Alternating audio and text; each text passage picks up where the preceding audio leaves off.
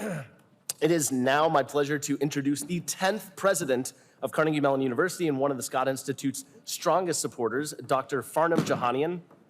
He is a nationally recognized computer scientist, entrepreneur, public servant, and higher education leader. Dr. Jahanian has already had a huge impact here at CMU, and we're delighted to have him with us today. Please join me in welcoming President Jahanian to the stage.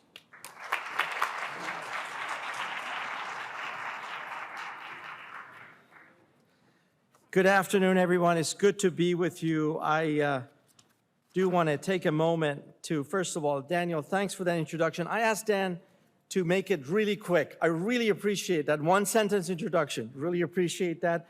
And I also want to say, Daniel, thank you for your leadership as Executive Director of the Scott Institute. And also, I want to recognize your team and those across the university who have organized yet another successful Energy Week. Please join me in thanking Daniel, and his team. Good afternoon, everyone. Before I go any further, I know there's been an acknowledgement of this, but I do want to take a moment to acknowledge the recent passing of Dr. Jerry Cohen, who served as CMU's president from 1997 to 2013. Jerry was a widely respected and immensely beloved member of our community. His leadership and scholarship have shaped the trajectory of an untold number of individuals over the years. He was brilliant. His brilliant mind, unyielding energy, undeniable integrity, have made our institution, without any doubt, our region, and our society better in immeasurable ways. His legacy of contribution and service to our region and to Carnegie Mellon, of course, will benefit generations to come. While he was president, as some of you know, Jerry was also the founding vision for the Scott Institute, introducing it as an intellectual powerhouse, and I quote, for developing sustainable energy solutions for America and the world. And after he stepped down as president, he ran the Scott Institute, serving as its director from 2014 through 17. Those of you who've known him, had known Jerry and had the pleasure of working with him, I share your loss. We're all heartbroken about the unexpected passing of Jerry Cohen. I should tell you that we're working with his family and planning a university event probably early fall to commemorate Jerry and also to celebrate his life and his legacy. But today, in recognition of his remarkable leadership and legacy at Carnegie Mellon and society, I want to ask you to join me for a moment of silence in honor of Jerry Cohen. Please join me.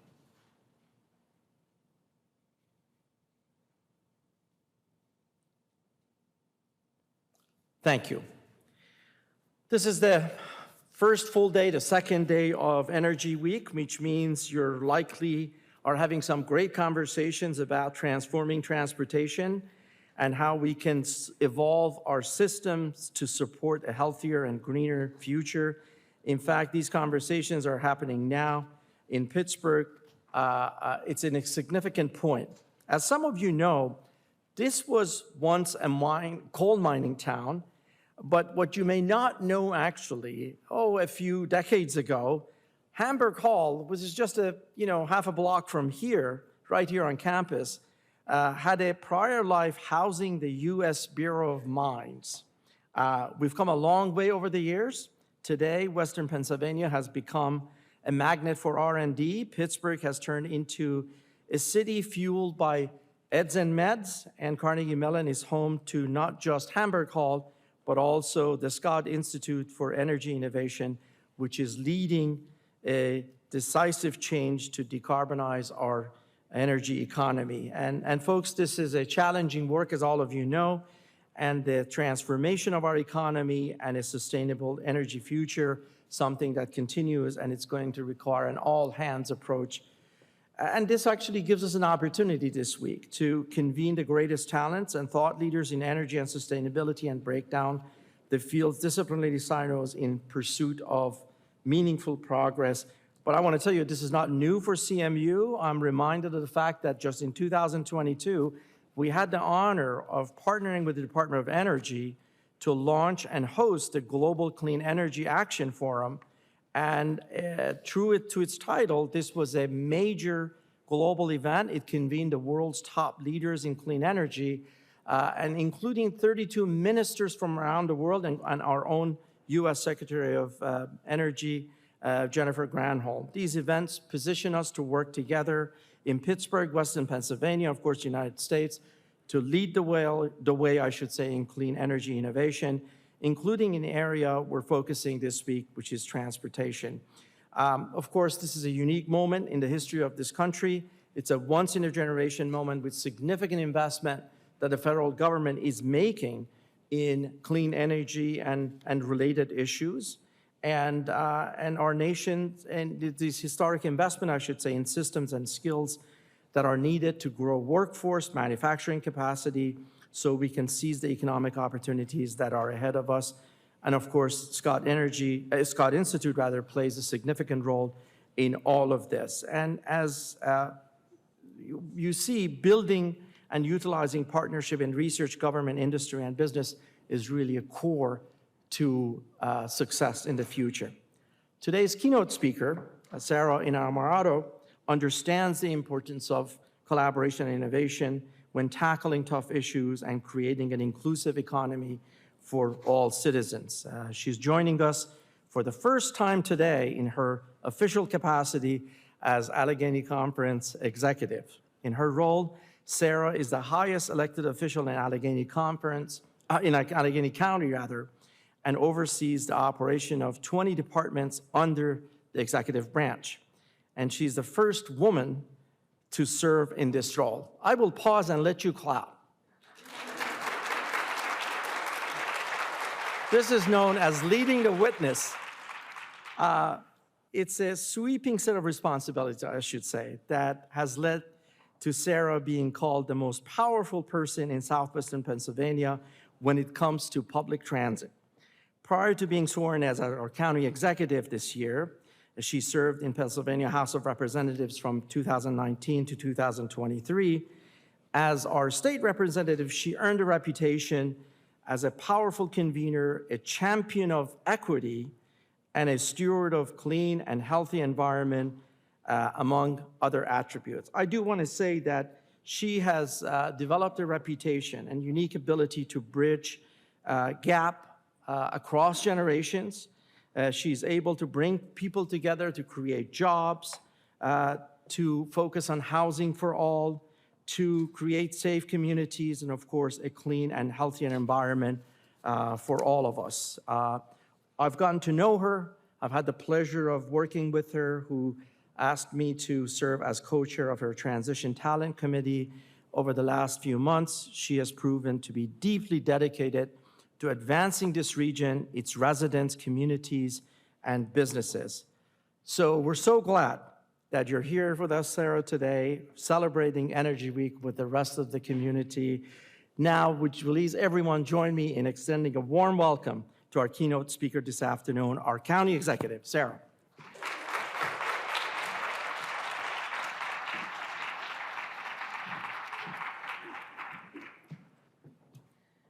All right. How's Energy Week going so far? We can give a round of applause for that. Thank you so much for having me today, and thank you for that warm introduction, President Jahanian. It means so much, and it means so much that you're serving in your capacity on our transition team. You know, I say that governing is a team sport, and that means we're working at all levels of government to solve big problems, big systemic issues that impact all of us throughout our communities. But it also means that we're going to the community and we're having a conversation. That's why the day after I was elected, I launched the All in Allegheny initiative as part of my transition. And we designed a program that engaged more than 200 experts from the community on 9 different issue areas. We established a survey. We had more than 19,000 residents in Allegheny County complete the survey, and we collected almost 700,000 data points, which we're now going through. And a lot of that work that we've been doing, going out into the community, connecting people with county government, that is just going to allow my administration to be stronger, to be better, to put better policy solutions on the table that actually address the needs of the people who live in our county. And I mention that because there's a lot of conversations that are happening around air quality, around sustainability, around transportation. And that's why I'm excited to be with you this afternoon and to talk about the confluence of decarbonization, of energy, of climate change, and of transportation. Because if we heard anything loud and clear from this last panel is that we cannot work in silos. We have to think holistically. We need to figure out the work that we're doing personally, how that impacts other systems, and how we can integrate them all together. And so while I'm not a technical expert, I am an elected official, and there's a lot of power in that. So I want to talk about more from the sense of governing and how it relates to the intersection of addressing climate change and energy needs and transportation. Because the county is a behemoth. We have a $3 billion budget, and we employ about 6,000 people. So when we talk about the county adopting a principle or a policy, that can have ripple effects throughout our region. And so there are some things that we're working on in my administration that I want to touch on, as well as some of the work that our authorities are doing. So one of the first commitments that I made as your county executive is to hire a director of climate resiliency. This is a new position that's never existed at the county level, and we know we need that person because it's not just about having one department, and we do have a sustainability department, it's small but mighty, but when we're talking about climate resiliency and addressing things across the 20 plus departments and authorities that we oversee at the county, it's so important that we have someone in that position that can de-silo and work across departments, work with key stakeholders, and perhaps very importantly, go after that federal money that we have. We know that the Inflation Reduction Act enhanced or created more than 20 tax incentives for clean energy and manufacturing. And really, when you look at the numbers nationally, when you look at Pennsylvania and Southwestern PA, we really haven't gotten our fair share of the federal monies that are available. And a lot of that has to do with us not necessarily circling the wagons and getting the resources together to be able to go after those monies aggressively, and we are primed to do that. So this is someone who can come in, who can work with our partners at the federal government, identify key projects in our communities, both in the public and private sector, and really aggressively go after those monies so that we can invest them here in our communities. And like I mentioned, we do have a sustainability department. They've been hard at work. We've had a small but tangible win at the county, which is working on our county fleet. So we've transitioned to a zero-emission fleet, and currently that includes 15 hybrids, 15 electric, and 6 natural gas vehicles. So that's one way that our work is manifesting in the county. But we also have the power to convene at the county level. And, it's really interesting when you're driving over the roads and bridges, you probably don't know who actually owns your road or bridge that you're currently on, because we have a kind of a disjointed system that exists in our great Commonwealth. There's actually a website, and I don't know what it is, but if you Google who owns my road, Allegheny County, you can actually click on your roads, your parks, and you can see whether it's a municipal road, whether it's a county road, or whether it's a state road. So you know who's kind of responsible for that. And I give you that context because, when we're talking about things like complete streets and making sure that we can design streets not just for vehicles, but also for people, that makes it complicated when you're talking about who owns what piece of infrastructure. But this is something that my administration is dedicated towards advancing, despite the challenges of having to work intergovernmentally. And we have some recent successes. So in Harrison Township, which is up in the northeastern part of Allegheny County, we've taken a 4-lane road and we've reduced it to 1 lane and added bike ped infrastructure on the side. And we've done the same type of project on Neville Island. And we're working towards providing more funding for municipalities and working on collaborating with them so they can adopt a complete street policy, so we can really leverage the tools that exist at the county and the capacity that exists at the county so that we can design complete streets and streets that are for people, for everyone. Another major theme I kind of heard from up here is the theme of equity and making sure that we're investing in our environmental justice communities and communities that have been left behind for quite some time. So when we're talking about climate change and air pollution and air quality, that's really the purview of our health department. I think a lot of people think about the state DEP or the EPA, but we actually had a Clean Air Act before the federal one. So we regulate air quality at the county level, which has its advantages and disadvantages. But when you're talking about how we can actually improve our air quality and strengthen regulations and enforcement, that's a county initiative. So when industry, in terms of their air quality permit, when they are in violation of that, we collect penalties from them. And that goes into the county's air quality program. Or it's from the air quality program, and it goes into the health department's Clean Air Fund. And these are the monies that we can invest back into the community by leveraging the community voice. So these are often poor communities, majority minority communities, and these are dollars that really need to be dictated by the people who live in those regions and really invest in things like better transportation access, but also public health initiatives, and really things that are going to reduce the harms that are caused by polluting industries overall. But that's just kind of what's in the immediate county purview. We have oversight of 2 very important authorities that are responsible for transportation within our region. One is Pittsburgh Regional Transit, and the other one is our airport authority. And want to kind of touch on some things that are going on there, because they're really, we've gone so far, and we also have some exciting places that we're going to take both of those authorities. So in 2021, Pittsburgh International Airport's microgrid went online, making the Pittsburgh International Airport the only airport in the world generating its own power with a combination of solar and other energy sources.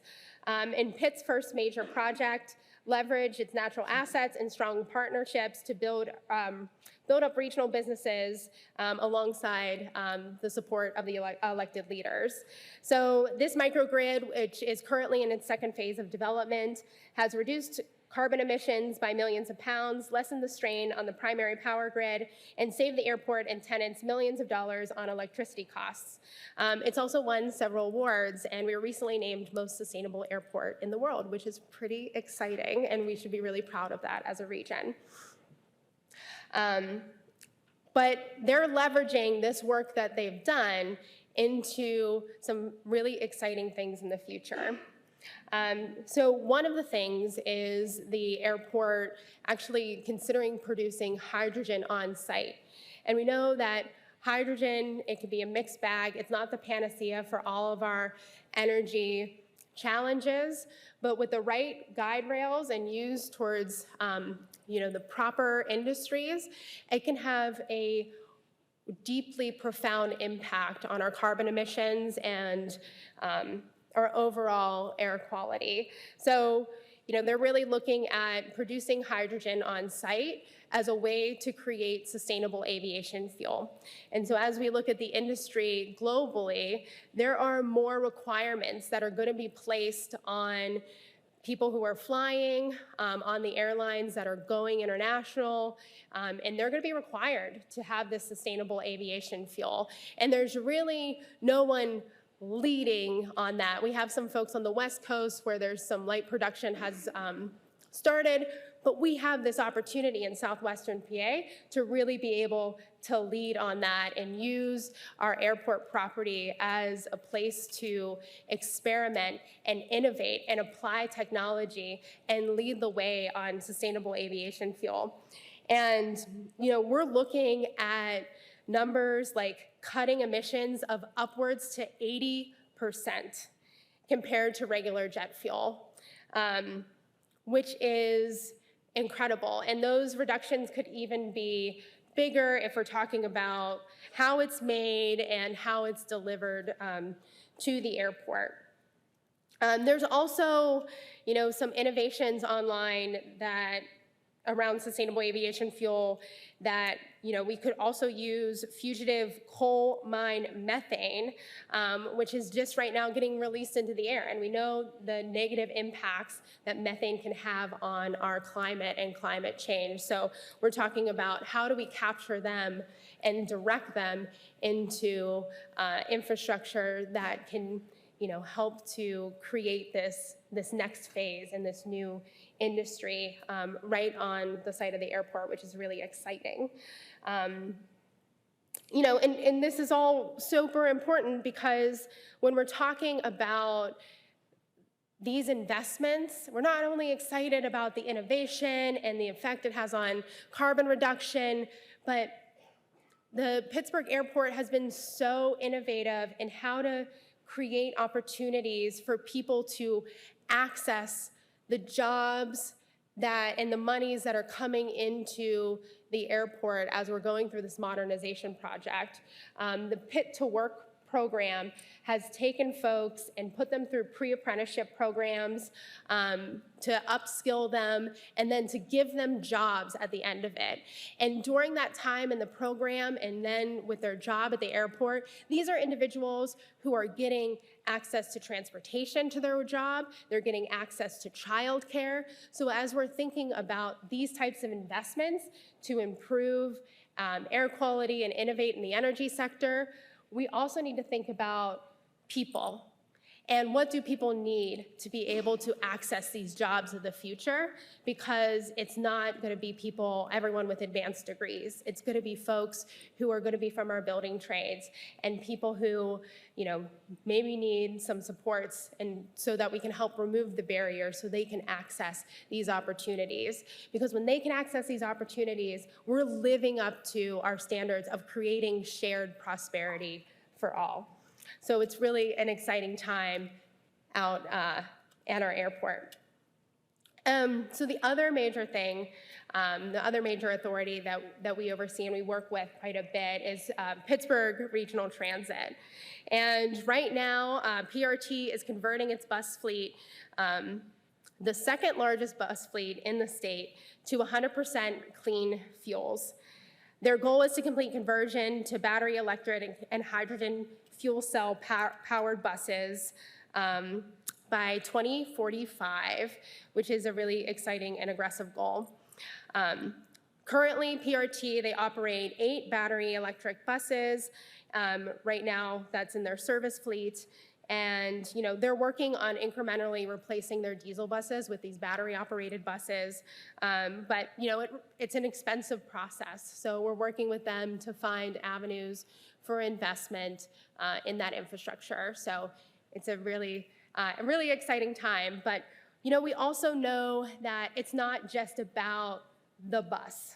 It's also about how people use the bus, whether they have access to reliable transportation. And that's something we continually struggle with and that we're working on. So one of the big things that PRT is undertaking right now is they're actually going through a climate action plan process.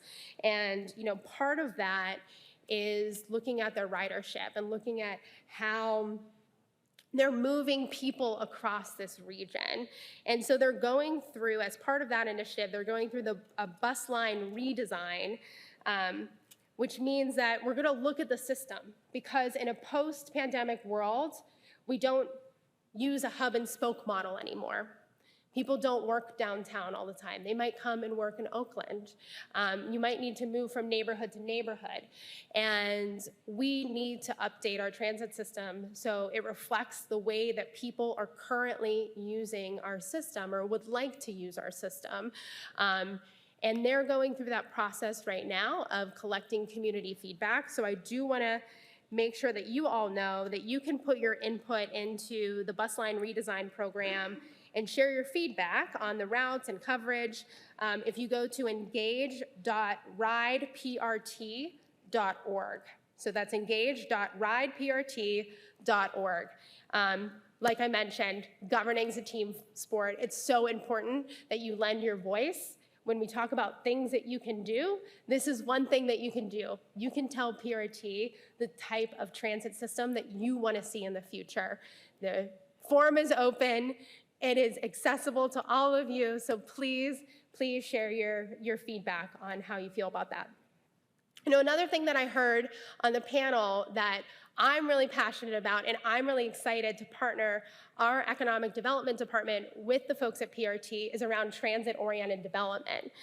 So we're talking about where we're putting our, where our lines exist. We have some light rail, we have bus routes that have been in place for quite some time. We know where the job centers are. So this is an opportunity for us to identify the areas that we can build up, that we can incorporate more storefronts for small businesses, where we can put more affordable housing and housing that's attainable for a workforce that needs to use the bus systems.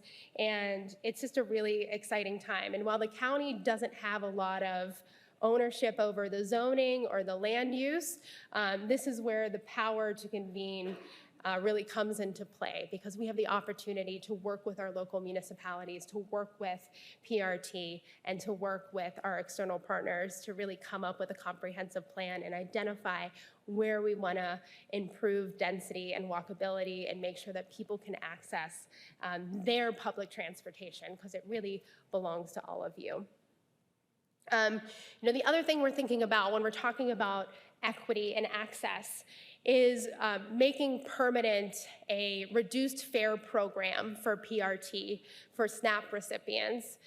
So we went through a pilot program in the last administration, and we're working on making permanent a half fare program for folks who are on SNAP benefits.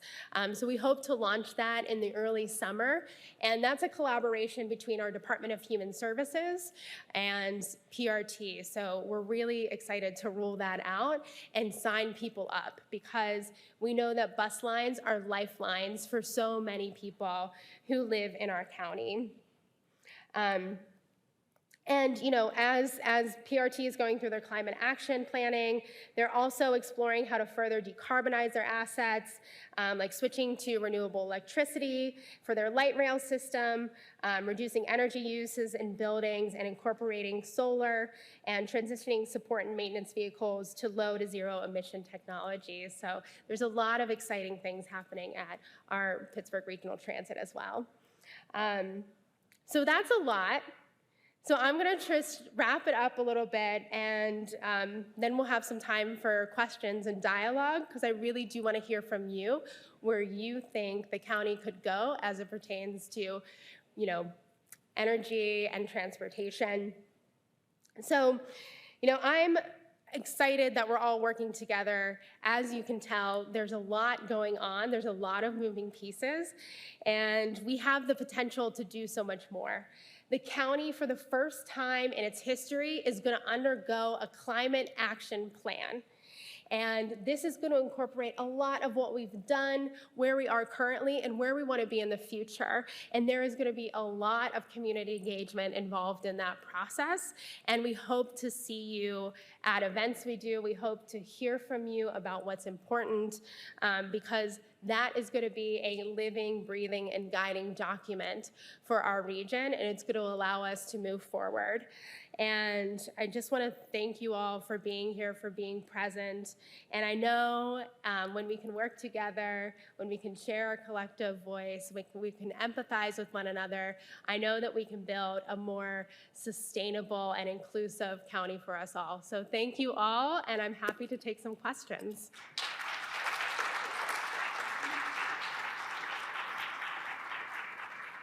Thank you, County Executive Innamorato. As per tradition, I think you know what I'm going to say. First question goes to a student if they're in the room and they have a question for the county executive. If no student questions, anybody else? Okay.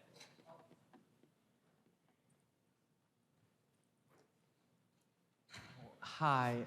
First, thank you for sharing today. And my question is, when the Pittsburgh will accept all the EV for the public transportation, like all the EV bus, because I kind of feels like right now the bus is kind of annoying because when the bus passes me, it smells bad. Thank you. Yes.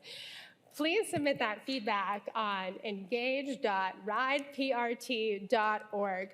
We hear that quite a lot, right? And that's why PRT is embarking on a redesign, because we know that there are some bus lines that are overprescribed and people are using that and their buses are going past them because there's just too many people who use that route, and we need more frequency, we need more reliability. And there are other routes that don't get used as much. So we have, unfortunately, a finite amount of resources, so we need to think about how to use them as smartly as possible and move people to where they need to go. So thank you for sharing your experience. And I should add that they come of the operations funds for PRT and the capital funds come from different pots of money. So I think sometimes people are like, oh, you're investing in this infrastructure, but my bus doesn't show up on time. And it's a kind of a both and they come from different pots of money. So we are, always aware of the fact that the infrastructure doesn't solve the problem of reliability and how people use the system. Hi, I'd like to thank you for your talk, and it's really interesting to hear about two authorities that are managed by the county. My question for you is, how do you see a future potential of combining the airport authority and PRT to improve public transit to the airport? Because right now it's kind of a hassle, and I think most people drive. Yeah, I'm surprised I didn't even mention that. Thank you for bringing it up. That is a priority, because I think you go to any other major or mid-sized city and you fly into their airport and you can pretty much get to their downtown fairly easy. We have engaged PennDOT to study that corridor. So that report should be out soon. So we're looking at kind of all the different options that are available, right? Is it a designated bus lane? Are we extending rail? Because we want to move people more efficiently from, our urban core out to our airport. So, that's a study that should be coming out fairly soon. And then the raising the money begins, both on the infrastructure and in the operations end. But it's something that we're deeply aware of and want to move forward on in the near future. I think we have time for one last question. Yeah, hi, Sara. Thanks for the presentation. You mentioned hydrogen and what airport we are doing there. So broadly wanted to touch upon, because we missed out on the hydrogen hubs, so Pittsburgh as a region. So broadly as a county, where do you see hydrogen playing a role, and what are we doing towards that? Sorry, the question is about hydrogen at the airport? Hydrogen and the county as such, for, say, decarbonizing industry beyond, and mobility as well. So what's your roadmap or plan around that? Yeah, so right now we're looking at the airports getting together a plan on what that could look like to produce it on site. So then you have more of a closed system and you're not relying on decentralized infrastructure to produce and then transport. You're really having something that's being produced on site and being used on site and fueling vehicles on site. we're working through the feasibility of that, or the airport is. And, I hope that we can make some more announcements soon on where we're heading with hydrogen production as well as sustainable aviation fuel.